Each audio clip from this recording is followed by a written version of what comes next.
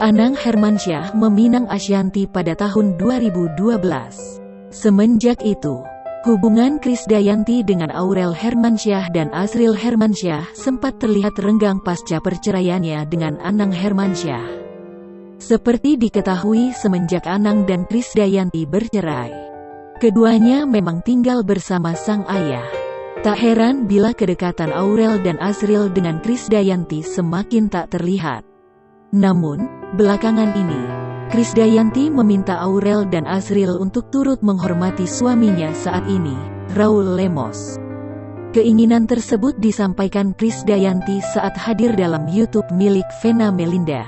Sontak, pernyataan tersebut langsung menjadi sorotan publik.